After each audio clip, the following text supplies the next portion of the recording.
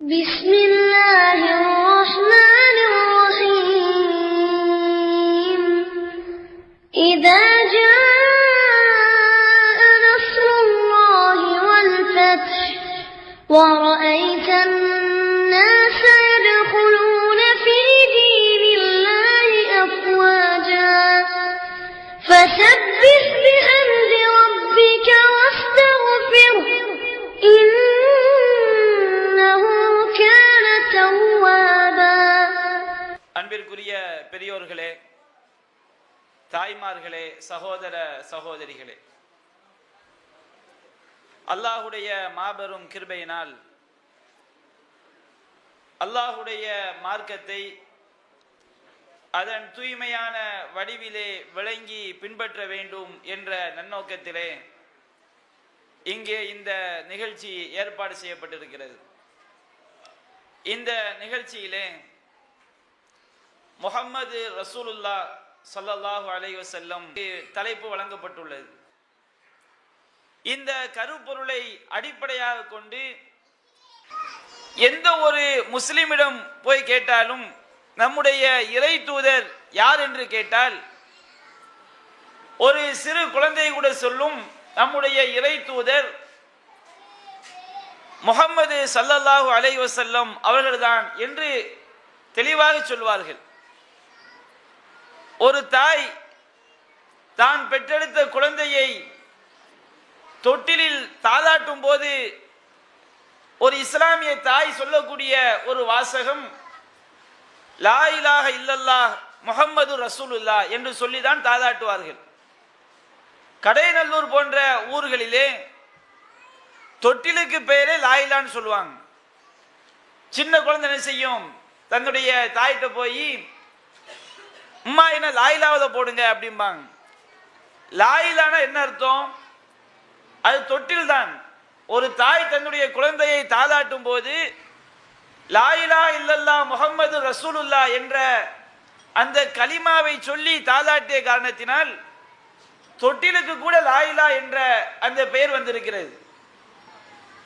அப்ப இந்த அளவிற்கு முஹம்மது ரசூலுல்லாஹ் என்பது நாம் அனைவரும் தெரிந்த ஒரு வாசகமாக இருக்கும் பொழுது நம்முடைய சமுதாயம் முஹம்மது ரசூலுல்லாஹ் என்று நாம் வாயளவில் சொல்கிறோமே தவிர முஹம்மது ஸல்லல்லாஹு அலைஹி வஸல்லம் அவர்களை இறை தூதராக ஏற்றுக்கொள்வது என்றால் எப்படி என்பதை நாம் விளங்காமல் இருக்கிறோம். மக்காவில் வாழ்ந்த காஃபிர்கள் அல்லாஹ்வை நம்பிக்கை கொண்டிருந்தார்கள். மக்காவில் வாழ்ந்த அபூ ஜஹில், உத்பா, ஷைபா போன்ற காஃபிர்கள் எல்லாம் அல்லாஹ்வை நம்பியிருந்தார்கள். குர்ஆன் அல்லாஹ் சொல்லி காட்டுகின்றான், வலையின் சஅல்தஹும் மன் ஹலகஸ் ஸமாவாதி வல் அர்ல லயகூலுன்னல்லாஹ். நபியே, நீங்கள் அந்த காஃபிர்களிடம் சென்று வானங்களையும் பூமியையும் படைத்தவன் யார் என்று கேட்டால் அவர்கள் அல்லாஹ் என்று தான் சொல்வார்கள். மக்காவில் வாழ்ந்த காஃபிர்கள் வானம் பூமியை படைத்தவன் அல்லாஹ் என்று நம்பினார்கள். மழையை இறக்கக்கூடியவன் அல்லாஹ் என்று நம்பினார்கள். நம்மை காப்பாற்றக்கூடியவன், பாதுகாக்கக்கூடியவன் அல்லாஹ் என்று நம்பினார்கள். இப்ப மக்காவில் வாழ்ந்த காஃபிர்கள் அல்லாஹ்வை நம்பிய காரணத்தினால் அவர்கள் முஸ்லிம்களாக கருதப்பட்டார்களா? அபூ ஜஹல் அல்லாஹ்வை நம்பினான். ரசூல் ஸல்லல்லாஹு அலைஹி வஸல்லம் அவர்களுக்கு சொல்லனா துன்பங்களை ஏற்படுத்திய அபூ லஹப் அல்லாஹ்வை நம்பினான். உத்பா, ஷைபா போன்றவர்கள் எல்லாம் அல்லாஹ்வை நம்பினார்கள். அல்லாஹ் ஒரு கடவுள் இருக்கிறான், அவன் தான் படைத்தான் என்று ஏற்ற காஃபிர்கள் இருந்தார்கள். அப்ப அல்லாஹ் இருக்கிறான் என்று அவர்கள் நம்பியதினால் அவர்கள் முஸ்லிம்களாகி விட்டார்களா? அப்ப அல்லாஹ்வை நம்புறதுனால முஸ்லிம் ஆயிட முடியாது. அல்லாஹ்வை எப்படி நம்ப வேண்டும்? குர்ஆன் அல்லாஹ் சொல்லி காட்டுகின்றான், அல்லதீன ஆமனு வலம் யல்பிசு ஈமானஹும் பிலுல்மின் உலாயிக லஹுமுல் அம்ன். எவர்கள் அல்லாஹ்வை நம்பிக்கை கொண்டு தங்களுடைய அந்த இறை நம்பிக்கையிலே, ஈமானிலே கடுகளவு கூட அநியாயத்தை கலக்காமல் இருக்கிறார்களோ அவர்களுக்கு தான் பாதுகாப்பு. அல்லாஹ்வை நம்பினா மட்டும் போதாது. அல்லாஹ்வுடைய நம்பிக்கை கொண்ட பிறகு நாம கடுகளை கூட அல்லாஹ் இணை வைத்து விடக்கூடாது. இப்போ ஒரு நாள் அல்லாஹ் நம்புறாரு, அல்லாஹ்வை நம்பிவிட்டு அவர் ஜோசியம் பார்க்கிறார். ஜோசியம் பார்த்த நிலையில் அவர் மரணித்து விட்டால் அவர் செல்லக்கூடிய இடம் நிரந்தர நரகம்தான். அப்ப அல்லாஹ்வை நம்புவது என்றால் எப்படி? அல்லாஹ்வை நம்புவது என்று சொன்னால் அல்லாஹ்விற்கு கடுகளவு கூட இணை வைக்காமல் அல்லாஹ்வை நம்ப வேண்டும். அதுபோன்று நம்முடைய சமுதாயம் நாம் முகமது ஸல்லல்லாஹு அலைஹி வஸல்லம் அவர்களை அல்லாஹ்வுடைய தூதர் என்று நம்புகிறோம். அல்லாஹ்வுடைய தூதர் என்று நம்புவதென்றால் எப்படி? நபிகள் நாயகம் ஸல்லல்லாஹு அலைஹி வஸல்லம் அவர்கள் எதை இஸ்லாம் என்று சொன்னார்களோ அதை தவிர வேறு எதையும் இஸ்லாம் என்று நாம் நம்பக்கூடாது. அப்படி நாம் நம்பினால்தான் நாம் முகமது நபியை இறை தூதராக ஏற்றவர்கள். நான் ரசூலாவை நம்புறேன், நான் நபிகள் நாயகத்தை இறை தூதராக நம்புகிறேன் என்று ஒருவன் சொல்வதனால் அவன் ஒரு முஸ்லிமாக மாறிவிட முடியாது. எப்படி நம்ப வேண்டும்? நபிகள் நாயகம் ஸல்லல்லாஹு அலைஹி வஸல்லம் அவர்கள் சொன்னது மட்டும்தான் இஸ்லாம். வேறு யாருடைய கருத்தாக இருந்தாலும் சரி, வேறு எந்த மனிதராக இருந்தாலும் சரி, அவர்களுடைய சொந்த கருத்து இஸ்லாம் கிடையாது என்று நம்பக்கூடியவன் தான் உண்மையான ஒரு முஸ்லிம். எனக்கு முன்பாக சகோதரர் அப்துல் கரீம் பேசுறாங்க. ஒரு குறிப்பிட்ட ஒரு அமைப்பை சொல்லி அவர் உரையாற்றினார். இந்த அமைப்புல போய் நீங்க கேளுங்க, நீங்க எதை ஃபாலோ பண்றீங்கன்னு கேட்டீங்கன்னா குர்ஆன் ஹதீஸ்னு சொல்லுவாங்க. குர்ஆன் ஹதீஸ் மட்டும் சொல்ல மாட்டாங்க. ஏன் சொல்ல மாட்டாங்க? நபிகள் நாயகம் சொல்லாத விஷயங்களையும் அவங்க இஸ்லாமாக பின்பற்றி கொண்டிருக்கிறார்கள். உதாரணத்துக்கு உங்களுக்கு சொல்வதாக இருந்தால், நம்ம தௌஹீத் ஜமாஅத்துல நம்ம பெருநாள் தொழுகையை நாம தொழுவோம். திடல்ல வந்து ஆண்களும் பெண்களும் அமைதியாக உட்கார்ந்து அல்லாஹ் அக்பர் அப்படிங்கிற தக்பீரை மெதுவா நாம சொல்லுவோம். இவங்களுடைய தொழுகைக்கு நீங்க போங்க, பெருநாள் திடல்ல உட்கார்ந்து கொண்டு அல்லாஹ் அக்பர் அல்லாஹ் அக்பர் அல்லாஹ் அக்பர் கபீராம்பாங்க. அவங்கள்ட்ட போய் கேளுங்க, ஏன்பா பெருநாள் அன்னைக்கு நீங்க தக்பீர் சொல்றீங்களே, நாம ஹதீஸ்ல தேடி பார்த்தா தக்பீர் என்பது அல்லாஹ் அக்பர் மட்டும்தானே இருக்குது, நீங்க அதிகமான வார்த்தையை சேர்த்து சொல்லுங்க, ஏன் சொல்கிறீர்கள் என்று கேட்டால், ஆமா அது புகாரில் இருக்குது. புகாரி ரசூல்லா சொன்னதா இருக்குதா? ரசூல்லா சொன்னதா இல்ல, அபூ சயீதுல் குத்ரிங்கிற ஒரு சஹாபி சொன்னதா இருக்குது, நபி செஞ்சதா கிடையாது. அப்ப ஏன்பா நீங்க செய்றீங்க? நபி செஞ்சாதான மார்க்கம்? இல்ல இல்ல, சஹாபாக்கள் செஞ்சாலும் அதுவும் இஸ்லாம் தான் என்று நம்புவார்கள். இப்படி ஒன்றென்று விஷயம் கிடையாது, ஏராளமான விஷயங்கள். ரமதான் மாதத்தை எடுத்துக்கொண்டால் நம்முடைய பள்ளிவாசல்களில் நாம சகர் நேரத்தில் பாங்கு சொல்வோம். இவங்க பல ஊர்களில் பாங்கு சொல்ல மாட்டாங்க. ஏன்பா நீங்க சகர் பாங்கு சொல்வது கிடையாது? அதெல்லாம் ரசூலா காலத்தில் அலாரம் கிடையாது, மணி கிடையாது, அதனால சகர் பாங்கு சொன்னாங்க என்று பேசுவார்கள். அப்ப இவர்கள் வந்து குர்ஆன் ஹதீஸ் என்று வாயளவில் சொல்கிறார்களே தவிர உள்ளத்துல குர்ஆன் ஹதீஸ் மட்டும் தான் மார்க்கம் என்று நம்புகிறார்கள் என்று சொன்னால் அந்த நம்பிக்கை இவங்கள்ட்ட கிடையாது. பல உரைகள் அதை வெளிப்படுத்துவார்கள். அதுபோன்று இன்னும் இஸ்லாமை எடுத்துக்கொள்ளுங்கள், அவங்கள்ட்ட போய் கேளுங்க, உங்களுடைய அடிப்படை எது என்று கேட்டால் எங்களுடைய அடிப்படை குர்ஆன் ஹதீஸ், அது போன்று மதுஹப் அப்படிம்பாங்க.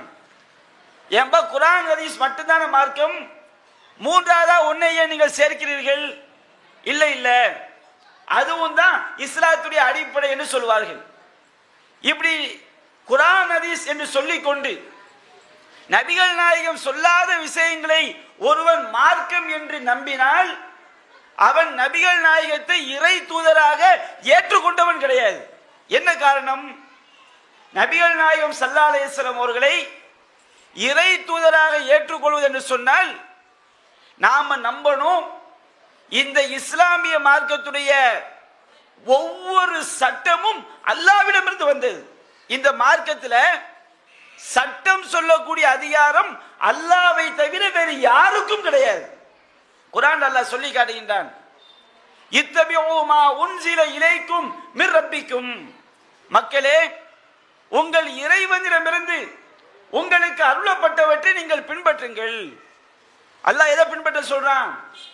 நாம இஸ்லாம் என்று ஒன்றை சொல்வதாக இருந்தால் அது எங்கிருந்து வந்திருக்க வேண்டும்? அல்லாஹ்விடமிருந்து வந்திருக்கும்.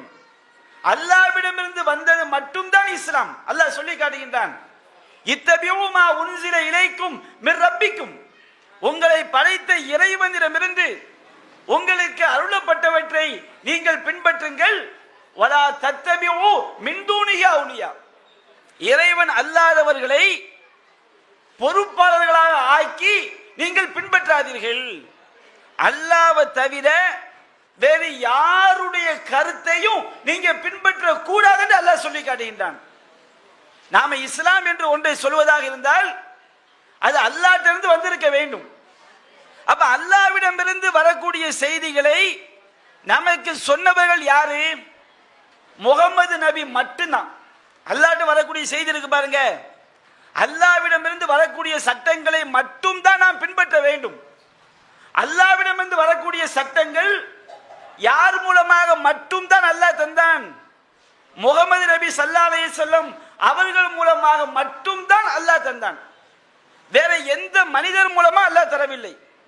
அபூபக்கர் சித்திக் ரலியல்லாஹு அன்ஹு அவர்கள் மூலமா அல்லாஹ் தந்தானா? உமர் இப்னு கத்தாப் அவர்களுக்கு அல்லாஹ் வஹி அறிவித்தானா? அது முஹைதீன் அப்துல் காதர் ஜீலானிக்கு அல்லாஹ் வஹி அறிவித்தானா? வேற யாருக்கு அல்லாஹ் வஹி அறிவிக்கவில்லை. அல்லாஹ் யாருக்கு மட்டும்தான் வஹியாக இறை செய்தியை அனுப்பினான்? முஹம்மது ஸல்லல்லாஹு அலைஹி வஸல்லம் அவர்களுக்கு மட்டும்தான் அல்லாஹ் இறை செய்தியாக அனுப்பினான். அப்ப நாம எந்த ஒரு செய்தியை இது இஸ்லாத்துல உள்ளது அப்படி நம்புறதா இருந்தா தொழுகிறோம். தொழக்கூடிய நேரத்தில் நெஞ்சு நாம தக்பீர் கட்டுறோம். கைகளை கட்டும் போது நெஞ்சில கைகளை வைக்கிறோம். இது ஏன் செய்யறோம்? ரசூலுல்லாஹ் செஞ்சாங்க. ஒரு ஆள் என்ன செய்யறாரு, நீ தொழுவும் போது ஏன்பா தொப்புளுக்கு கீழே கையை கட்டுற? நாங்கள்லாம் அத்தா கூட்டம் தொப்புளுக்கு கீழே தான் கட்டுவோம். நீ ஏன்டா வயிற்றுக்கு மேலே கட்டுற? நாங்கள்லாம் வாப்ப கூட்டம் என்ன செய்யணும்? தொப்புளுக்கு மேலே தான் கட்டணும். ஒரு குரூப் என்ன செய்வாங்க, வித்ரு தொழுது முடிச்சோம், வித்ரு தொழுகையில 3வது ரக்காத்துல குனூத் ஓதுவாங்க. நீங்க ஏன்பா குனூத் ஓதுறீங்க? நாங்கள்லாம் ஷாஃபி நாங்கள் என்ன செய்வோம்? குனூத் ஓதுவோம். ஒரு குரூப் என்ன செய்வாங்க, வித்ரு தொழுகையில குனூத் ஓத மாட்டாங்க. நீங்க ஏன்டா குனூத் ஓதல? நாங்கள்லாம் ஹனஃபி என்ன செய்ய மாட்டோம்? குனூத் ஓத மாட்டோம். ஒரு குரூப்ட போய் கேளுங்களேன். ஒரு அஜரத்திட்ட கேட்கிறாங்க, அஜரத்து ஒரு ஆள் அத்தகையா திருப்புல இருக்கிறார். அத்தகையா திருப்புல இருக்கும்போது அவருக்கு என்ன செய்யுது? காற்று பிரிந்து விடுகிறது. இப்ப இவருக்கு தொழுக கூடுமா கூடாதா? உடனே அவர் சொல்றாரு, ஷாஃபி மதுஹப்பாக இருந்தால் தொழுகை கூடும். யாருக்கு தொழுகை கூடுமா? அத்தகையா திருப்புல உட்கார்ந்தா ஷாஃபி ஒருத்தனுக்கு அத்தகையா ஓதிட்டு இருக்கும் போதே அவருக்கு காற்று பிரிந்து விட்டது. இப்போ அவன் திரும்ப தொழணுமா தொழக்கூடாதான் கேட்டாடா? அவன்கிட்ட போய் கேட்கணுமா, நீ ஷாஃபியா ஹனஃபியா, நீ அத்தா கூட்டமா வாப்பா கூட்டமான்னு கேட்கணுமா? அவன் ஷாஃபியா இருந்தா வச்சுக்கிடுங்க, அவனுக்கு தொழுகை கூடும். அவன் ஹனஃபியா தான் வச்சுக்கிடுங்க, அவனுக்கு தொழுகை கூடாது. இப்படி ஒரு சட்டம். ஒரு ஆள் உதவி செஞ்சுட்டு வர்றாரு. பெத்த தாய் அங்கிருந்து வர்றாங்க. பெத்த தாய் அங்கிருந்து வரும்போது தாய் மேல கைப்பட்டுடுச்சு. இவர் தொழுதால் தொழுகை கூடுமா கூடாதா? ஷாஃபியா இருந்தா கூடும், ஹனஃபியா இருந்தா கூடாது. ஏண்டா? இப்படி ஒவ்வொரு விஷயத்திலையும் எந்த ஒரு விஷயத்தை எடுத்துக்கிடுங்க, அவனுக்கு கூடும் இவனுக்கு கூடாது, அது அவனுக்கு கூடாது இவனுக்கு கூடும், இவனுக்கு ஹலாலு அவனுக்கு ஹராமு, அவனுக்கு ஹராமு இவனுக்கு ஹலாலு. இப்படி சட்டங்களை உண்டாக்கி வச்சிருக்கிறாங்க. இது யார் சொன்ன சட்டம்டா? இது நம்முடைய மூதாதையர்கள் சொன்ன சட்டம், நம்முடைய இமாம்கள் சொன்ன சட்டம். இப்படி நாம நம்புறோம் வைத்துக் கொள்ளுங்கள். நாம முகமது நபியை ஏற்றுக்கொண்டவர்கள் கிடையாது. முகமது நபியை ஏற்றுக்கொண்டவர் என்றால் யார்? எந்த ஒரு சட்டமாக இருந்தாலும் முகமது நபி சொன்னார்களா அப்படி நாம பார்க்கணும். நீ அத்தகையத்தில் விரலை அசைக்கின்றாயா? ஏன் அசைக்கின்றாய்? முகமது நபி செய்தார்கள். நீ நெஞ்சிலே தக்பீர் கட்டுகிறாயா? ஏன் கட்டுகின்றாய்? முகமது நபி செய்தார்கள். நீங்கள் ஜக்காத் கொடுக்கிறீர்களா? ஏன் கொடுக்கிறீர்கள்? முகமது நபி சொன்னார்கள் என்று எந்த ஒரு சட்டமா இருந்தாலும் கல்யாணம் முடிக்கும் போது ஏன்பா நீங்க வரதட்சணை வாங்குறது இல்ல? குர்ஆன்ல அல்லாஹ் சொல்கிறான். அல்லாஹ் சொன்னதாக முகமது நபி சொன்னார்கள், வாத்து நிசா சதுகாத்தின் நிகழா, பெண்களுக்கு மகர் கொடுத்து திருமணம் செய்யுங்கள் என்று அல்லாஹ் குர்ஆனில் சொன்னதாக முகமது நபி எங்களுக்கு ஓதி காட்டினார்கள். அதனால் நாங்கள் மகர் கொடுக்கின்றோம், வரதட்சணை வாங்க மாட்டோம். ஏன்பா நீங்க எளிமையான கல்யாணம் முடிக்கிறீங்க? முகமது நபி சொன்னார்கள், இன்ன ஆலமனுக்காகி பரக்கத்தன் ஐஸ்வருகா மூனத்தன், அல்லாஹ்வுடைய பரக்கத் நிறைந்த திருமணம் எதுவென்று சொன்னால் செலவு குறைந்த திருமணம் தான் அல்லாஹ்வுடைய பரக்கத் நிறைந்த திருமணம் என்று சொன்னார்கள். அதனால் செய்கிறோம். இப்படி எந்த ஒன்றா இருந்தாலும் இஸ்லாம் என்ற பெயர்ல நாம் சொல்வதாக இருந்தால் முகமது நபி சொன்னதை மட்டும்தான் நாம செய்யணும். வேறு எந்த மனிதருடைய கருத்தையும் கடுகளவிற்கு கூட, அணு அளவிற்கு கூட இஸ்லாம் என்று நாம் நம்பிவிட்டால் நாம முகமது நபியை இறை தூதராக ஏற்கவில்லை. குர்ஆன் அல்லாஹ் சொல்லி காட்டுகின்றான், வமா கானலி மூமினின் வலா மூமினத்தின் இதா கலல்லாஹு வ ரசூலுஹு அம்ரன் ஐயகுல் லஹுல் ഖിയറத்து மின் அம்ரி. அல்லாஹ்வை நம்பி எந்த ஆணாக இருந்தாலும் சரி, அல்லாஹ்வை நம்பிக்கை கொண்ட எந்த பெண்ணாக இருந்தாலும் சரி, அல்லாஹ்வும் அல்லாஹ்வுடைய தூதரும் ஒரு விஷயத்துல முடிவெடுத்து விட்ட பிறகு, அல்லாஹ் இப்படித்தான் சரி அல்லாஹ் சொல்லிட்டான், அல்லாஹ் டைரக்டா நம்ம கிட்ட சொல்ல மாட்டான், சொல்லவில்லை. அல்லாஹ் எப்படித்தான் சொன்னான்? முகமது நபி மூலமாக மட்டும் தான் சொன்னான். வேறு யார் மூலமாகவும் அல்லாஹ் சட்டங்களை தரவில்லை. அப்படி ஒருவன் நபிகள் நாயகத்தை தவிர மற்றவர்கள் மூலமாக அல்லாஹ் சட்டங்களை தந்தான் என்று நம்பினால் அவன் காஃபிர். அல்லாஹ் எந்த விதமான மாற்று கருத்தும் கிடையாது. அப்ப அல்லாஹ் குர்ஆன் சொல்லி காட்டுறான், அல்லாஹ்வும் அல்லாஹ்வுடைய தூதரும் ஒரு விஷயத்தில் இப்படித்தான் செய்ய வேண்டும் என்று கட்டளையிட்ட பிறகு அதுல சுய விருப்பம் கொள்வதற்கு ஈமான் கொண்ட எந்த ஆணுக்கும் பெண்ணுக்கும் உரிமை கிடையாது. நீ அல்லாஹ்வை நம்பி இருக்கிறியா? நீ முகமது நபியை தூதராக ஏற்றுக்கொண்டிருக்கிறாயா? நீ ஈமான் கொண்ட பெண் என்று சொன்னால், நீ ஈமான் கொண்ட ஆண் என்று சொன்னால், முகமது நபி ஒன்றை சொன்ன பிறகு, அல்லாஹ் ஒன்றை சொன்ன பிறகு உன்னுடைய மனசுல சுய விருப்பம் கொள்வதற்கு உனக்கு உரிமை கிடையாது. நம்ம சமூகத்தில் அப்படி இருக்கிறோமா? ஒரு ஆள் மௌத்தாயிட்டா 40ஆம் ஃபாத்தியா 10ஆம் ஃபாத்தியா 7ஆம் ஃபாத்தியா ஓதுறிய நம்ம சமுதாயம் செய்கிறார்கள். ஏன்பா இப்படி செய்றீங்க? என் மனசுக்கு பிடிச்சிருக்குது. உன் மனசுக்கு பிடிச்சா அது இஸ்லாமா? அது ஈமானா? இவர்கள் முகமது நபியை நம்பிக்கை கொண்டவர்களா? நம்ம சமூகத்துடைய பதில் என்ன? அவன் மனசுக்கு பிடிச்சா இஸ்லாம், அவங்க மனசுக்கு பிடிச்சா அது மார்க்கம். இதுதான் ஒரு ஈமானுடைய பண்பா? அப்ப முகமது நபியை ஏற்றுக்கொள்வது என்று சொன்னால் நாங்க ரசூலாவை நம்புறோம், நாங்க நாயகத்தை நம்புறோம் இப்படி சொல்லிவிட்டால் அது முகமது நபியை ஏற்றுக்கொள்வது கிடையாது. நபி சொன்னதை மட்டும்தான் நம்புவோம். நபி சொன்னதை எங்கள் சக்திக்கு உட்பட்டு பின்பற்றுவோம். பின்பற்றுதல்ல மனுஷங்களுக்கு மத்தியில் ஏற்றத்தாழ்வு இருக்கும். 100% யாராலையும் கரெக்டா நடக்க முடியாது. நம்பிக்கை கரெக்டா இருக்கணும். நம்பிக்கை எப்படி இருக்கணும்? நபி சொன்னது மட்டும்தான் இஸ்லாம். இதுல யாராவது கடுகளவு தவறிட்டா வச்சுக்கிடுங்க, அவங்க முஸ்லிம் கிடையாது அல்லாஹ்வுடைய பார்வையில்.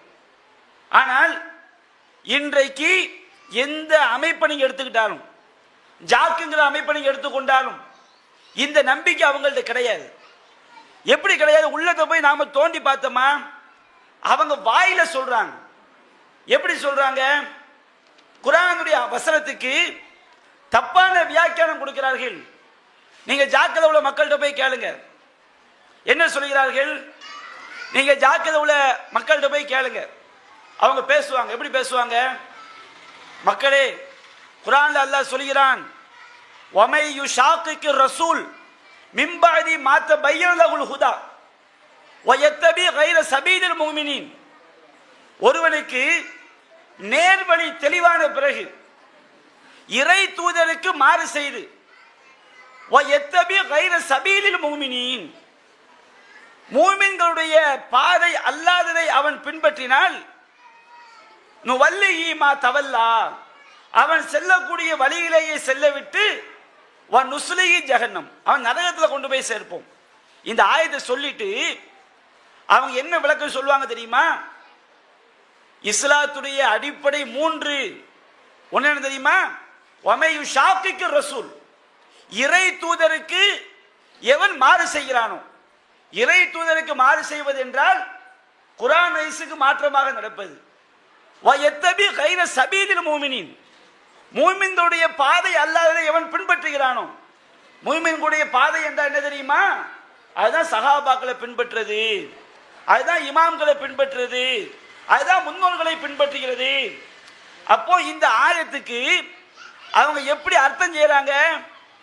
சஹாபாக்களை பின்பற்றுவதும் மார்க்கம் என்று அர்த்தம் செய்கிறார்கள், நல்லோர்களை பின்பற்றுவதும் மார்க்கம் என்று பொருள் செய்கிறார்கள். நல்லோர்களை மதிக்க வேண்டும், சஹாபாக்களை மதிக்க வேண்டும். சஹாபாக்கள் ஏன் உயர்ந்தவர்கள்? அவங்க ரசூலுல்லாவை மட்டும் பின்பற்றினார்கள், இதனால் சஹாபாக்கள் உயர்ந்தவர்கள். சஹாபாக்கள் ஏன் சொர்க்கத்திற்குரியவர்கள்? நபிகள் நாயகத்தை மட்டும் பின்பற்றினார்கள். ஆனால் இவங்க எப்படி நம்புறாங்க?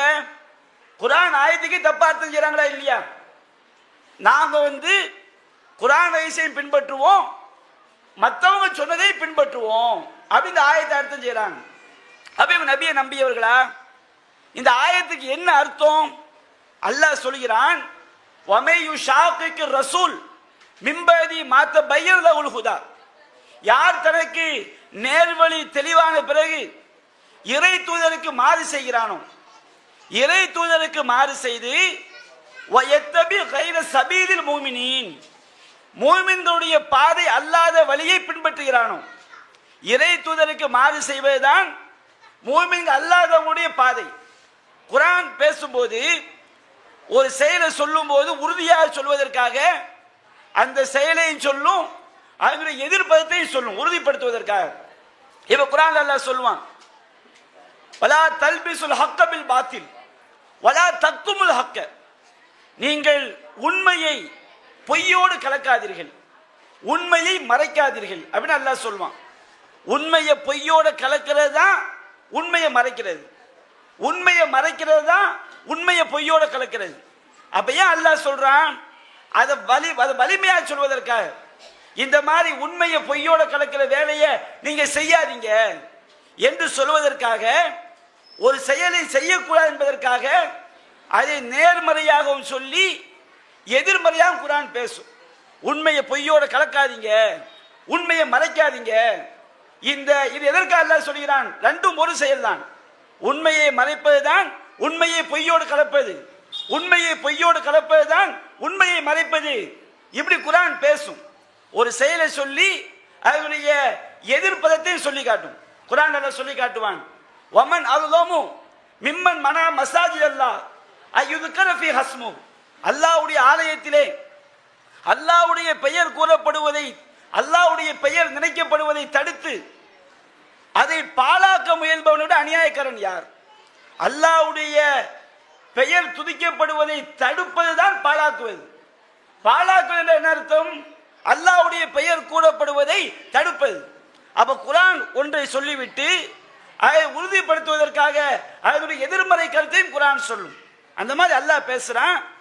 யார் தனக்கு நேர்வழி தெளிவான பிறகு, நேர்வழி என்று சொன்னால் அல்லாஹ்விடமிருந்து வந்துள்ள சட்டம், அல்லாஹ்விடமிருந்து வந்துள்ள சட்டம் தெளிவான பிறகு மூமின்களுடைய பாதை அல்லாத வழியை பின்பற்றுகிறானோ, மூமின்களுடைய பாதை எது? அல்லாஹ்வுடைய தூதர் ஒன்றை சொல்லிவிட்டால் அதற்கு அப்படியே கட்டுப்படுவது மட்டும்தான் மூமின்களுடைய பாதை. மூமின் என்றால் யார்? குர்ஆன் அல்லாஹ் சொல்லி காட்டுகின்றான், இன்னமா கான கௌலல் மூமினீன் இதா துஉ இலல்லாஹி வ ரசூலிஹி லியஹ்கும பைனஹும் அயகூலு சமிஅனா வ அத்தஅனா. மூமின்களுடைய நம்பிக்கை எப்படி இருக்கும் என்றால், அவர்களுக்கு மத்தியிலே தீர்ப்பளிப்பதற்காக அல்லாஹ்வின் பக்கம் வாருங்கள், அல்லாஹ்வுடைய தூதரின் பக்கம் வாருங்கள் என்று அழைக்கப்பட்டால் அவர்கள் சொல்வார்கள், சமிஅனா வ அத்தஅனா, நாங்கள் செவியேற்றோம், நாங்கள் கட்டுப்பட்டோம். அப்ப மூமின் என்றால் யார்? அல்லாஹ் ஒன்றை சொல்லிவிட்டால், அல்லாஹ்வுடைய தூதர் ஒன்றை சொல்லிவிட்டால் அதற்கு அப்படியே கட்டுப்படக்கூடியவன் மட்டும்தான் முஸ்லிம். அல்லாஹ்வுடைய தூதர் சொன்னதை தவிர வேறு எதையும் ஏற்றுக்கொள்ளாதவன் தான் மூமின்.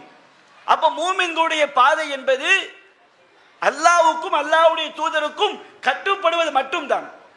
அப்ப இந்த மாதிரி நம்பிக்கை இஸ்லாத்தில் கடுகளவு சட்டமாக இருந்தாலும், சிறிய சட்டம் முதல் பெரிய சட்டம் வரை எந்த சட்டமாக இருந்தாலும் நபி சொன்னதை மட்டும்தான் பின்பற்ற வேண்டும் அப்படிங்கிற கொள்கையில யார் இருக்கிறா?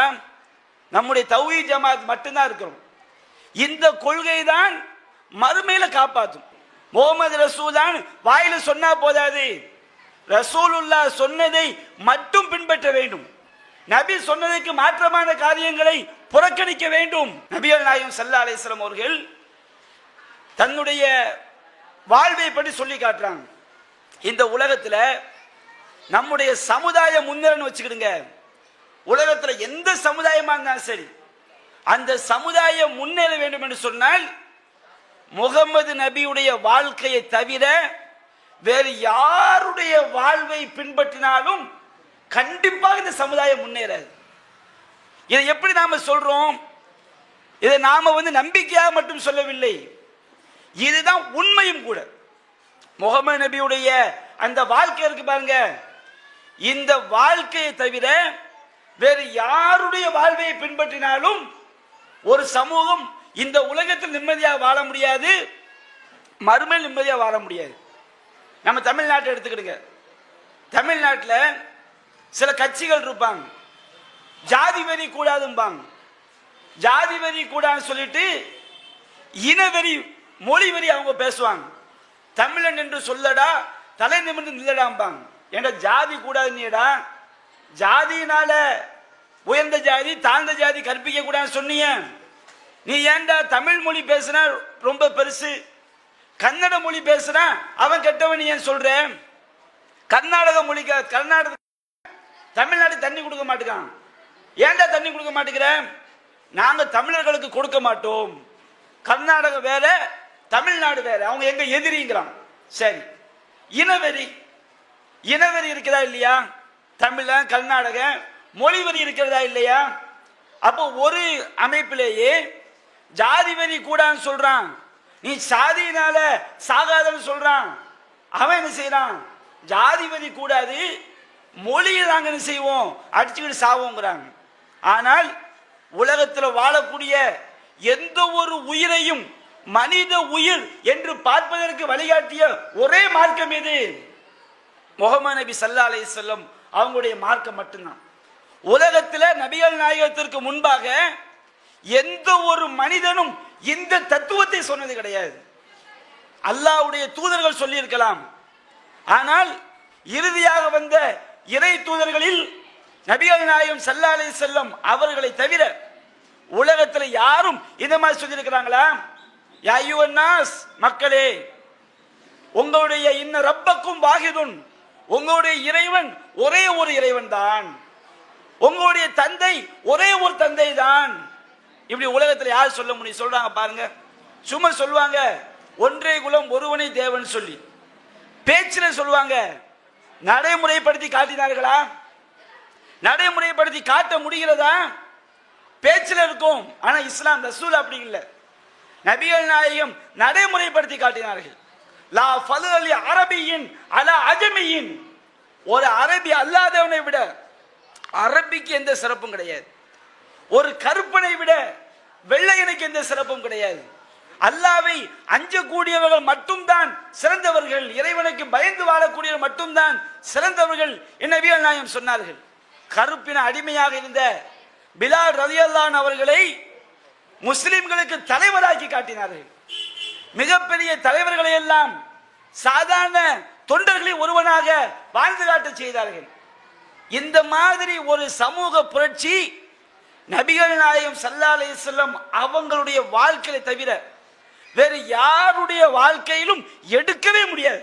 எந்த பிரச்சனையா இருக்கட்டும், இந்த உலகத்தில் ஏற்படக்கூடிய எந்த பிரச்சனையாக இருக்கட்டும், ரசூலுல்லாஹ் நமக்கு தந்த குர்ஆன் ஹதீஸ்ல இது தீர்வு இருக்குதா இல்லையா? எந்த பிரச்சனையை கொண்டு வாங்க, உலகத்தில் ஏற்படக்கூடிய நவீன பிரச்சனைகள் வேறு யாருடைய புக்கை நீங்க படிச்சும் தீர்ப்பு சொல்ல முடியாத சவால், உலக சவால் விடுறோம். ரசூலுல்லாஹ் தவிர இஸ்லாமிய அறிஞர்களாக இருக்கட்டும், பெரிய பெரிய சகாபாக்களாக இருக்கட்டும், வேறு யாராக இருக்கட்டும், ரசூலுல்லாஹ் நமக்கு தந்த குர்ஆன், நபிகள் நாயகத்துடைய ஆதாரபூர்வமான வாழ்க்கை, இந்த இரண்டிலும் தவிர எல்லா பிரச்சனைகளுக்கும் தீர்வு சொல்லக்கூடிய ஒரு வாழ்வை காட்ட முடியுமா? யாரை காட்ட? இது வாய் ஜாலத்திற்காக பேசவில்லை, நடைமுறை உண்மை.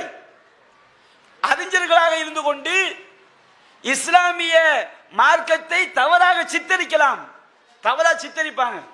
இஸ்லாம் தீவிரவாதத்தை போதிக்கிறது, குர்ஆன் தீவிரவாதத்தை போதிக்கிறது, முகமது நபி அப்படி செஞ்சாங்க இப்படி செஞ்சாங்க, தவறா சித்தரிப்பார்கள். முகமது நபியுடைய ஆதாரபூர்வமான வாழ்க்கையை கண் முன்னால் கொண்டு வந்து பாதுகாக்கப்பட்டிருக்கிறது. எடு ரசூலுல்லாஹ்வுடைய வாழ்க்கை, எடு ரசூலுல்லாஹ்வுடைய வரலாற்றை புரட்டு, அறிஞர்களுக்கு முன்பாக நீ நிரூபிச்சு காட்டு. நபிகள் நாயகம் இப்படி நடந்த தப்பு அப்படின்னு சொல்லு, நிரூபிச்சு காட்ட முடியுமா? நபிகள் நாயகத்தை போன்று அப்பழுக்கற்ற ஒரு வாழ்க்கையை உலகத்தில் எந்த மனிதனும் வாழ்ந்து காட்டவில்லை. படைத்த ரப்பு சொல்ற, இன்னக்கல் அலா குலுக்கின் அதீம், நபிகள் நாயகமே நீங்கள் மகத்தான நற்குணத்தின் மீது இருக்கிறீர்கள். நபிகள் நாயகத்துடைய வாழ்க்கை பாதுகாக்கப்பட்டிருக்கிறது, அவங்களுடைய ஒவ்வொரு சொல்லும் பாதுகாக்கப்பட்டிருக்கிறது. இப்படி ஒவ்வொரு வாழ்வும் சொல்லும் பாதுகாக்கப்பட்ட ஒரு மனுஷனுடைய வாழ்க்கையை கொண்டு வாங்க. ஒரு அரசியல்வாதி இருப்பாங்க, ஒரு அரசியல் பானா சிதம்பரம் ஒரு உதாரணம் சொல்லி காட்டுறேன். அவர் மேல ஒரு கம்ப்ளைண்ட் வந்துச்சு, மத்திய நிதியமைச்சர், பெரிய பொருளாதார மேதை, சரிப்பா, அவருடைய வாழ்க்கையை எடுத்து பாருங்க. சுப்பிரமணிய சுவாமி கம்ப்ளைண்ட் பண்றாரு, என்னது, இந்தியாவுடைய அவர் நிதியமைச்சராக இருக்கும்போது உஸ்பெகிஸ்தான் பெண்களுக்காக பல கோடிகளை செலவு செய்கிறார் அப்படின்னு சொல்லி. மோடி எடுத்துக்கிடுங்க, இவரை ஏதோ வெளிப்புற வாழ்க்கை அப்படி இப்படின்னு சொல்றாங்க. எல்லா வாழ்க்கை அப் டு பாட்டம் ஆதாரபூர்வமா சத்தியம் பண்ணி சொல்லுவோமா? சத்தியம் பண்ணி சொன்னா ஒவ்வொருவனுடைய வாழ்க்கைக்கு பின்னாலும் சொல்ல முடியாத அசிங்கங்கள், ஆபாசங்கள், அநியாயங்கள் நிறைந்த வாழ்க்கை தான் உலகத்தில் எந்த மனுஷனுடைய வாழ்க்கையா இருந்தாலும் சவால். நபியுடைய வாழ்க்கையை மாதிரி புனித வாழ்க்கையை காட்ட முடியும். பொய்க்கு நிறைய எழுதி வச்சிருப்பாங்க. காந்தியடிகள்கிட்ட ஒரு அம்மா புள்ளைய தூக்கிட்டு வந்தாங்களாம், என் புள்ள நிறைய சீனி சாப்பிட்றான். அப்ப காந்தியடிகள் இந்த கதை எல்லாருக்கும் சொல்லுவாங்க, ரசூலுல்லாஹ்வும் சொல்லுவாங்க, காமராஜரும் சொல்லுவாங்க, எல்லாருக்கும் இந்த கதையை அடிச்சு விடுவாங்க, பொய் தானே. அப்போ அவர் சொன்னாராம், 40 நாள் கழிச்சு வாங்கினாராம். 40 நாள் கழிச்சு வந்தவொடனே சீனி சாப்பிட்டு அந்த பிள்ளைக்கு சொன்னாராம் காந்தியடிகள். காந்தியடிகள் ஏன் சொன்னார் தெரியுமா? ஏன் பார்த்து சொன்னாரு? அவர் நிறைய சீனி சாப்பிட்டாராம். இது யாரு பார்த்தா? காந்தி இப்படி சொன்னாருங்கிறத யாரு பார்த்தா? நிறைய கதை கட்டி வச்சிருப்பாங்க, அதுக்கு ஆதாரம் கேட்டா கதையாத்தான் இருக்கும், பொய்யாத்தான் இருக்கும். அறிவிப்பாளர் தொடரோடு காட்ட முடியுமா? இந்த உலகத்தில் அப்படிப்பட்ட ஒரு வாழ்க்கை வரலாறு பாதுகாக்கப்பட்ட ஒரே மனிதர் யார்? முஹம்மது நபி ஸல்லல்லாஹு அலைஹி வஸல்லம் அவங்க மட்டும்தான்.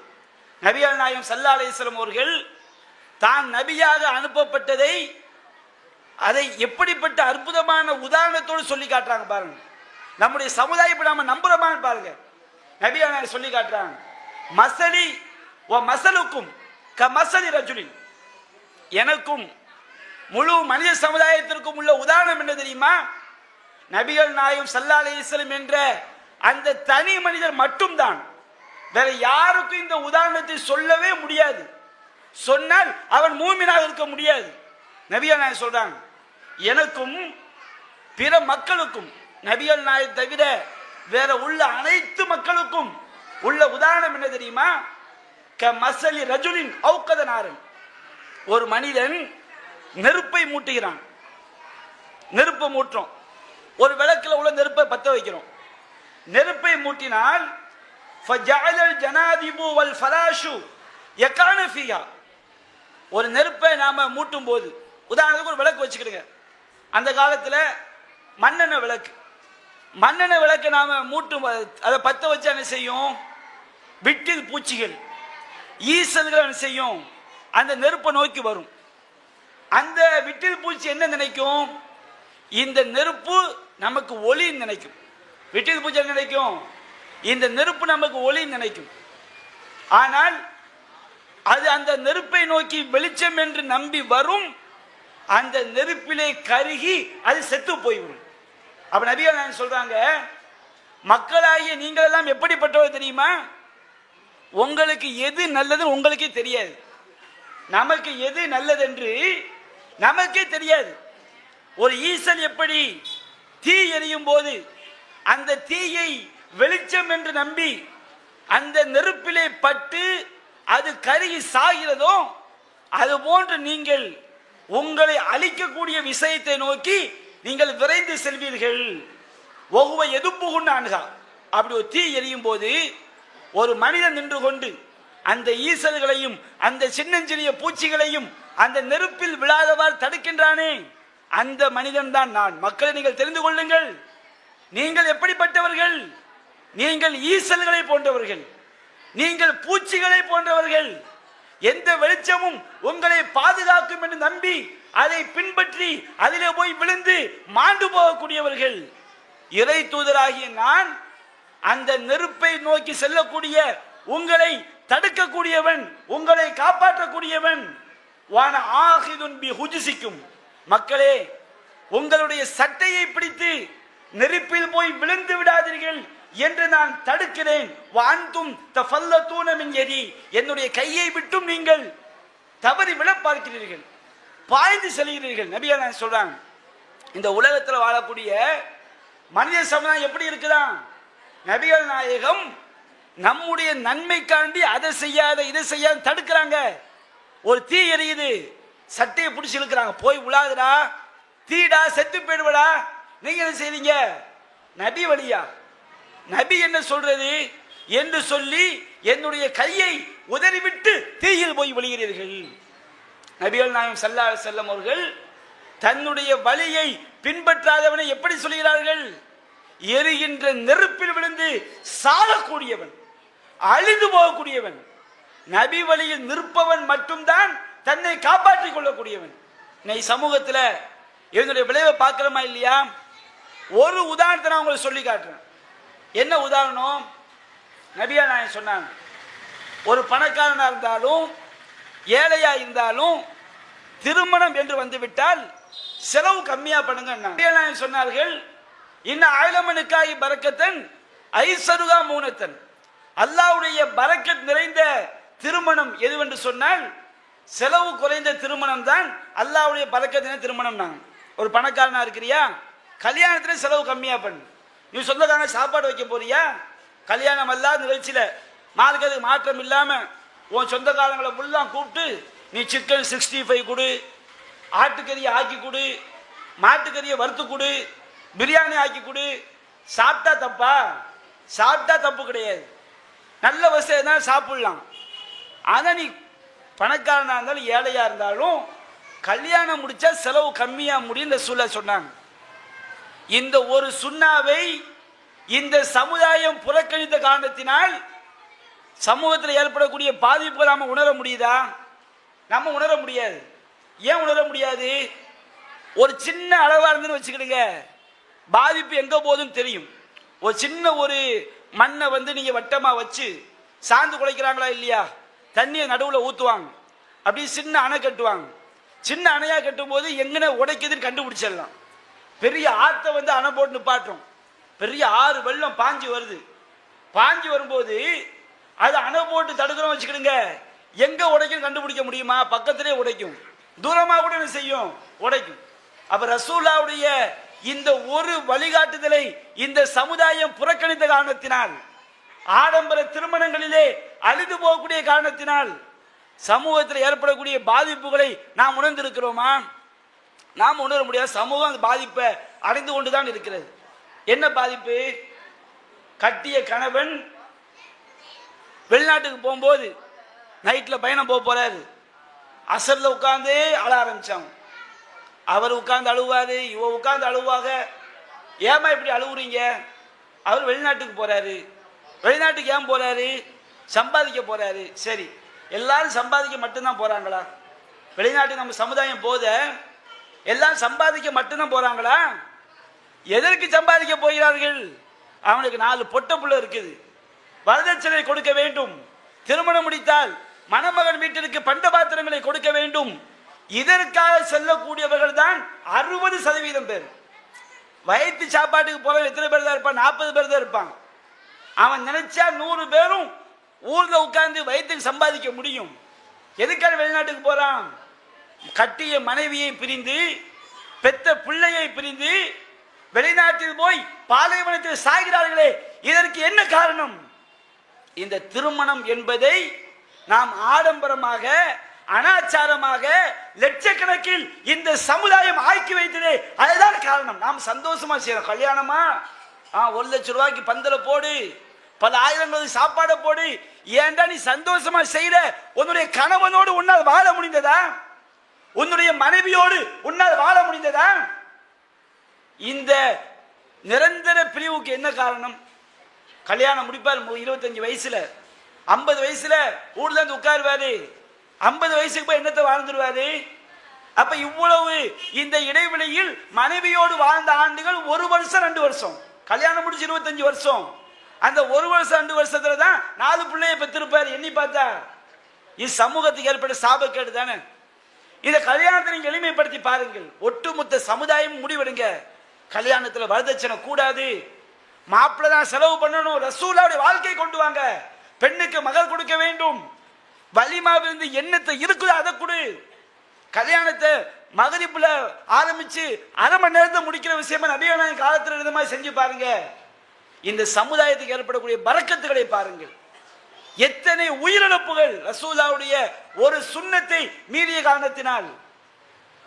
ஒரு ஊர்ல என் கடையநல்லூர்ல தான் ஒரு சகோதரன், அக்கா தங்கச்சி 2-3 பேர், அவங்களுக்கு வரதட்சணை கொடுத்து கல்யாணம் முடிச்சதா கடன் வட்டிக்கோட வாங்கியிருக்கிறாங்க.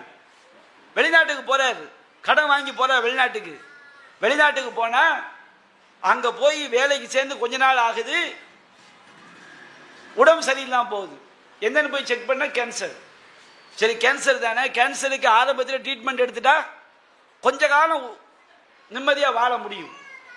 அந்த பையன் சொன்னாரு, எங்க அக்கா தங்கச்சி தான் கல்யாணம் முடிச்சு கொடுத்து நிறைய கடனா இருக்குது, இந்த டயத்துல நான் ஊருக்கு போனால் கடன் வட்டிக்கு மேல் வட்டி போட்டு ரொம்ப சிரமமாயிரும், இந்த கேன்சர் நோயை ஊர்ல சொல்லாதீங்கன்னு சொல்லி கேன்சரோடு இருந்து முத்தி சில மாதங்களில் அந்த பாடி தான் ஊருக்கு வந்துச்சு. இப்படி எத்தனை குடும்பம். புளியங்குடியில ஒரு குடும்பம் தற்கொலை செய்து கொண்டது. நாம நினைக்கிறோம் கடன் தொல்லையால் தற்கொலை பண்ணிட்டாங்க, வட்டி வாங்கி தற்கொலை பண்ணிட்டாங்க, இப்படி நாம நினைக்கிறோம். எத்தனையோ ஆஸ்பத்திரியில் ஆயிரக்கணக்கான நோயாளிகள் அவங்க மருத்துவம் செய்வதற்கு ட்ரீட்மெண்ட் எடுக்க முடியாமல் கிடைக்கிறார்கள். நாம நினைக்கிறோம் ஐயோ பாவம் ஏழன். அவங்க வாழ்க்கை ஃபுல்லா எடுத்து பாருங்க. கல்யாணத்தில் சம்பாதிச்ச சம்பாத்தியம் அனைத்தையும் திருமணம் என்ற பெயரிலே இந்த சமுதாயம் நாசமாக்கிய விளைவு. நோய் ஏற்படும் போது ட்ரீட்மெண்ட் எடுக்க காசு இல்லை. கல்யாணத்தை நபி வழிக்கு மாற்றமா நடத்தினார்கள். வட்டி குட்டி போட்டு குடும்பமே தற்கொலை செய்யக்கூடிய நிகழ்வு. ஒரு பொட்ட புள்ள பிறந்துச்சுன்னா முதல்ல ஒரு ஆண் குழந்தை பிறந்து அடுத்து ஒரு பெண் குழந்தை பிறந்தா சந்தோஷம்.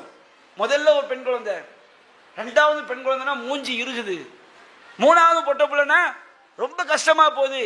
ஆம்பளை பிள்ளைக்கு ஆசைப்படுறவங்க இருக்கிறாங்க. ஆனா பெரும்பாலும் பெண் குழந்தை பிறந்தா எதுக்கு மூஞ்சி இருக்குது? அந்த பிள்ளையை கட்டி கொடுக்கணுமே, அந்த பிள்ளைக்கு வரதட்சணை கொடுக்கணுமே, எவன் கையில பிடிச்சு கொடுக்கிறது? அப்ப இந்த சமூகம் நபி வழியை புறக்கணித்த காரணத்தினால் தானே பெண் குழந்தை பிறந்தால் முகம் இருண்டு விடுகிறது. நபிகள் நான் சொன்ன உதாரணம் சரியா இருக்குதா? இப்படி ஒவ்வொரு சுன்னத்திலையும் எடுத்து பாருங்க. ரசூலுல்லாஹ்வுடைய வழிமுறையை இந்த சமுதாயம் விட்ட காரணத்தினால் இந்த சமூகத்துக்கு ஏற்பட்ட பாதிப்புகள் கொஞ்சம் நஞ்சம் கிடையாது, ஏராளமான பாதிப்புகள். நபிகள் நாயகம் ஸல்லல்லாஹு அலைஹி வஸல்லம் அவர்கள் தான் இறை தூதர் என்பதை எப்படி சொல்லி காட்டுறாங்க பாருங்க. நாம் நபிகள் நாயகத்தை மட்டும்தான் இறை தூதராக நம்ப வேண்டும், அவங்களுடைய வாழ்க்கை மட்டும்தான் நம்மை பாதுகாக்க, யாருடைய வாழ்க்கையும் நம்மை பாதுகாக்காது. ரசூலை எவ்வளவு அற்புதமான உதாரணத்தோடு சொல்லி காட்டுறாங்க பாருங்க. சஹீஹுல் புகாரில பதிவு செய்யப்பட்டு இந்த ஈசல் உதாரணம் ஒரு உதாரணம். நபிகள் இன்னொரு உதாரணம் சொல்லி காட்டுறாங்க. இன்னமா மசலி மஸலுமா பாஸனி அல்லாஹு பிஹி கமஸலி ரஜுலின், அல்லாஹ் என்னை தூதராக அனுப்பி இருக்கிறானே அதனுடைய உதாரணம் என்ன தெரியுமா? நபியா நான் சொல்லி காட்டுறாங்க.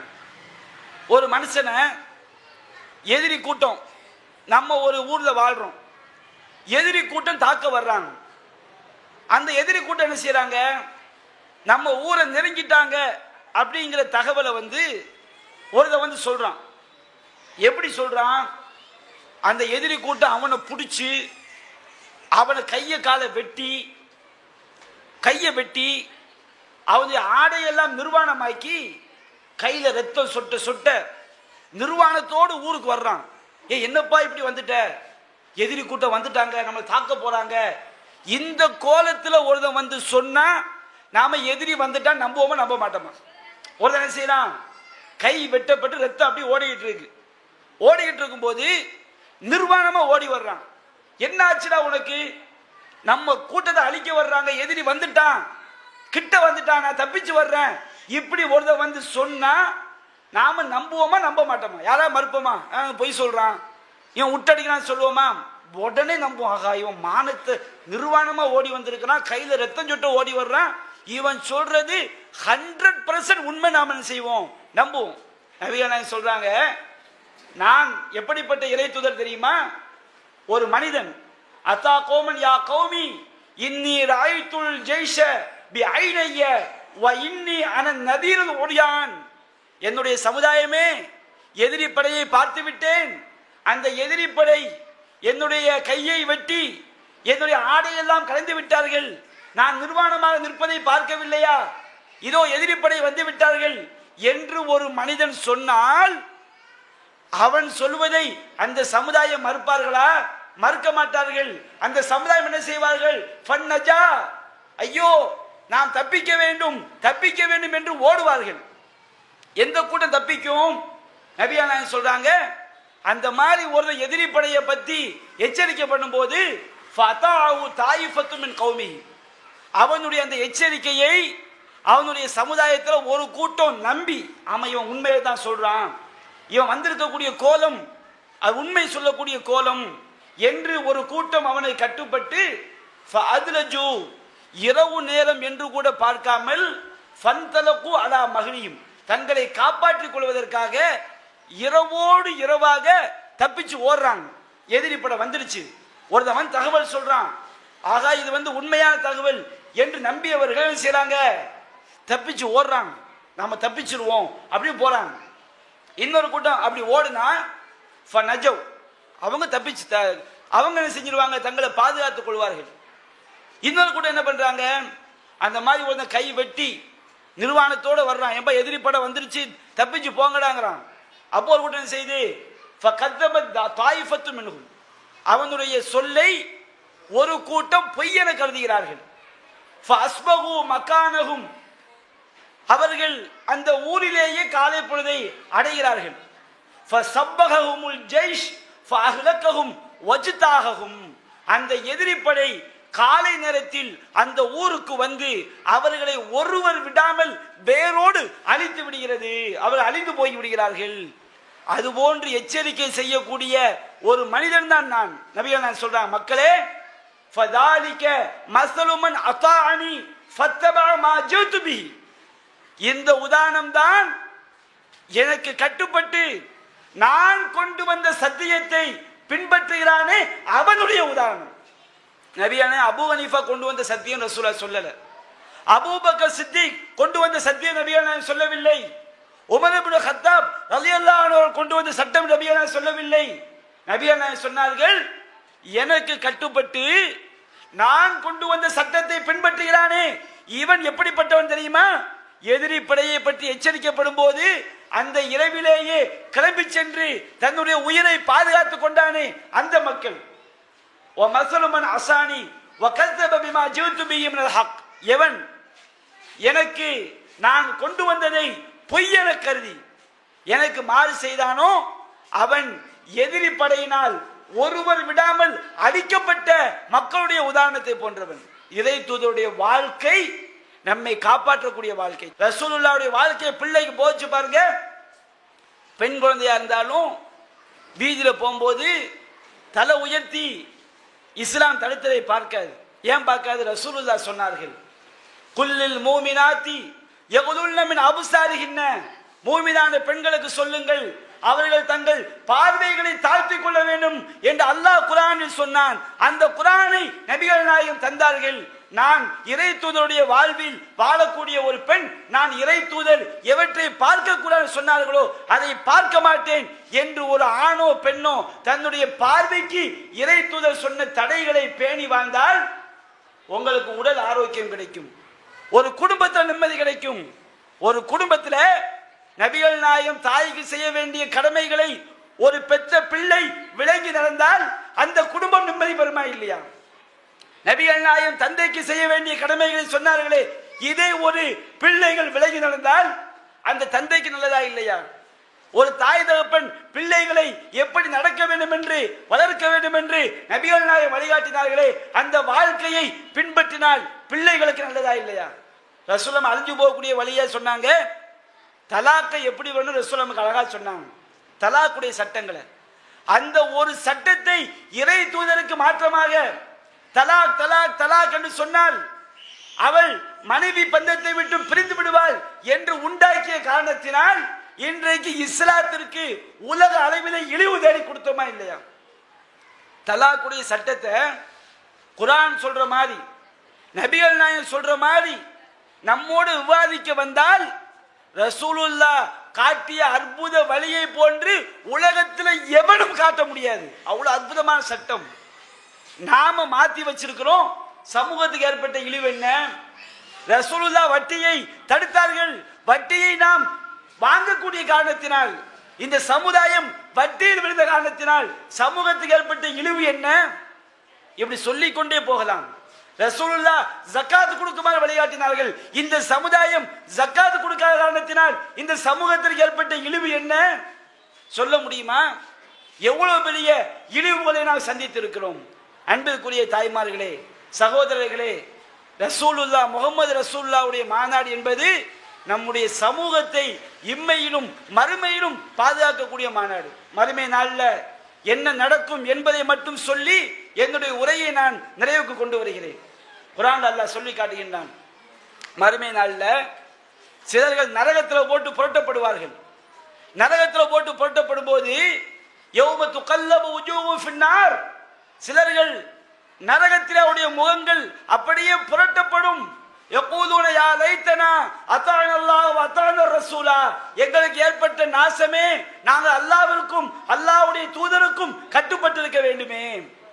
நரகத்தில் போய் எப்படி புலம்புவான்? நாங்கள் அல்லாஹ்வுக்கும் அல்லாஹ்வுடைய தூதருக்கும் சஹாபாக்களுக்கும் கட்டுப்பட்டிருக்க வேண்டுமே என்று புலம்ப மாட்டான். நரகத்தில் போய் எப்படி புலம்ப மாட்டான்? நாங்கள் அல்லாஹ்வுக்கும் அல்லாஹ்வுடைய தூதருக்கும் ஷாஃபி மதுஹப்புக்கும் ஹனபி மதுஹப்புக்கும் ஹம்பலி மதுஹப்புக்கும் நாங்கள் கட்டுப்பட்டிருக்க வேண்டுமே என்று புலம்ப மாட்டான். இந்த உலகத்தில் எது சரியான வழியோ அதுக்கு மாறு செஞ்சதை மட்டும்தான் புலம்புவான். எப்படி புலம்புவான்?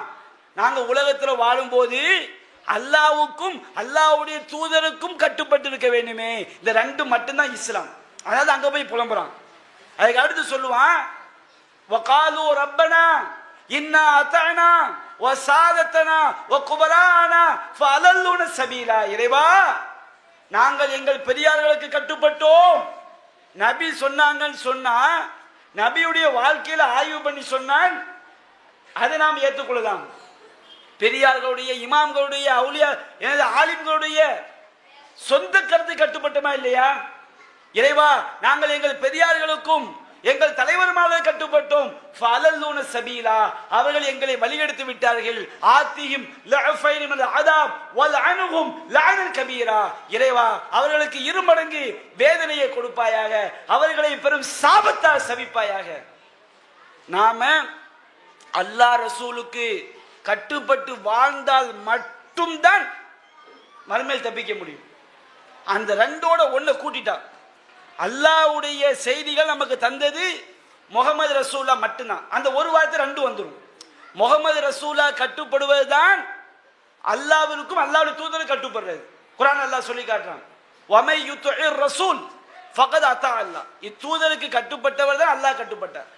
நம்ம அல்லாஹ்வை நம்புறோம், அல்லாஹ் கட்டுப்பட்டோம் என்பதற்கு அடையாளம் முகமது நபியுடைய வாழ்க்கையை பின்பற்றுவது மட்டும்தான். குர்ஆன் அல்லாஹ் சொல்லி காட்டுகின்றான், குல் இன் குன்தும் துஹிப்பூனல்லாஹ ஃபத்தபிஊனி யுஹிப்புக்குமுல்லாஹ் வ யக்ஃபிர் லக்கும் மின் துனூபிக்கும். நபியே, நீங்கள் மக்களுக்கு சொல்லுங்கள், நீங்கள் அல்லாஹ்வை நேசிக்கக்கூடிய மக்களாக இருந்தால் நபியாகி என்னை பின்பற்றுங்கள். ஷாஃபி இமாமை பின்பற்றுங்கன்னு குர்ஆன்ல அல்லாஹ் சொல்லல. நீங்க சஹாபாக்களை பின்பற்றுங்கன்னு நபி அல்லாஹ் சொல்லவில்லை. வேற உங்க ஊர்ல உள்ள முத்தவலிகளை பின்பற்றுங்கள் என்று அல்லாஹ் சொல்லவில்லை. நீ அல்லாஹ்வை நேசிக்கக்கூடிய மக்களாக இருந்தால் ஃபத்தபிஊனி, நபியாகி என்னை பின்பற்றுங்கள். யுஹிப்புக்குமுல்லாஹ், அல்லாஹ் உங்களை மன்னிப்பான், அல்லாஹ் உங்களை நேசிப்பான், உங்களுடைய பாவங்களை அல்லாஹ் உங்களுக்கு மன்னிப்பான். நம்முடைய பாவங்களை அல்லாஹ் மன்னிப்பதற்கு, அல்லாஹ் நம்மை நேசிப்பதற்கு முகமது ரசூலுல்லாவை மட்டும்தான் பின்பற்ற வேண்டும். முகமது ரசூலா பேர்ல மௌலூத் ஓதுவது கிடையாது. முகமது ரசூலா பேர்ல பாட்டு படிப்பதற்கு கிடையாது. முகமது ரசூலுல்லாவை பின்பற்றினால் மட்டும்தான் சொர்க்கம். குர்ஆன் அல்லாஹ் சொல்லி காட்டுகின்றான், யௌம யஅல்லுல் ஸாலிம அலா யதை, மறுமை நாளிலே நரகத்துடைய வேதனையை பார்க்கும் போது அந்த பாவி தன்னுடைய கையை கடிப்பான். கையை கடிச்சா எப்போ கையை கடிப்போம்? பயங்கர ஆபத்து வரும்போதுதான் நம்மை மறந்து கையை கடிப்போம். அப்ப அல்லாஹ் சொல்றான், மறுமை நாளில் பாவி தன்னுடைய கையை கடிப்பான். அவன் சொல்வான், யகூலு யா லைத்தனி இத்தகத்து மஅர் ரசூலி சபீலா, எனக்கு ஏற்பட்ட நாசமே, இந்த தூதரோடு நான் ஒரு தொடர்பை ஏற்படுத்தி இருக்க வேண்டுமே. யாரோட? ஷாஃபி இமாமோட, அபு ஹனீஃபா இமாமோட, சஹாபாக்களோட, இமாம்களோட. மறுமையில் எப்படி கதறுவான்? அவன் கதறுகிறானே, என்ன சொல்லி கதறுகிறானோ அது மட்டும்தான் உண்மை. யா லைத்தனி இத்தகத்து மஅர் ரசூலி சபீலா, எனக்கு நான் இந்த தூதரோடு ஒரு பாதையை, என்னுடைய வாழ்வை நான் அமைத்திருக்க வேண்டுமே.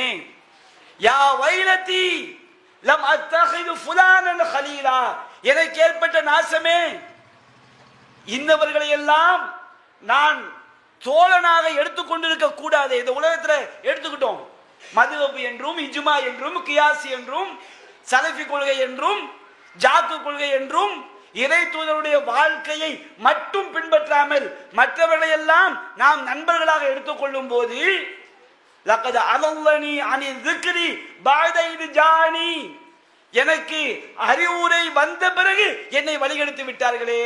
அல்லாஹ் நபி கதற, இறைவா, இந்த உலகத்துல தௌஹீத் ஜமாத் கூட்டம் போட்டு முகமது நபியை மட்டும் பின்பற்றுங்க சொன்னாங்க.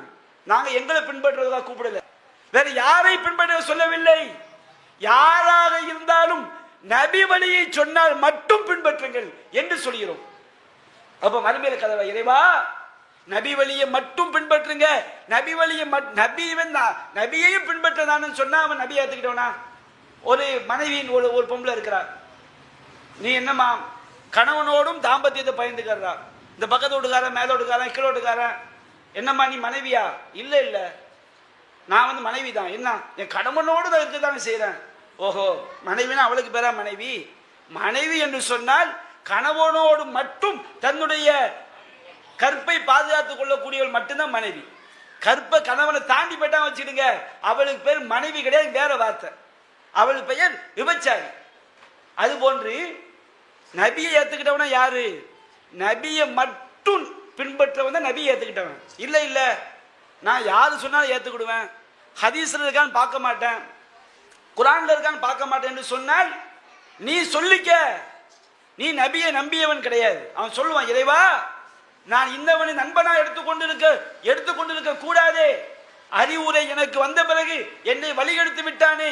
அப்ப இறைத்தூதர் சொல்வார், வகால ரசூல் யா ரப் இன்ன கௌமி இத்தகது ஹாதல் குர்ஆன மஹ்ஜூரா, என்னுடைய இந்த சமுதாயம் இந்த குர்ஆனை வெறுக்கப்பட்டதாக ஆக்கிவிட்டார்கள். குர்ஆன்ல அல்லாஹ் சொல்றானா இல்லையா? எத்தனை வசனங்கள், அல்லாஹ் கட்டுப்படுங்க, அல்லாஹ்வுடைய தூதரை கட்டுப்படுங்க, 1-2 வசனங்களா?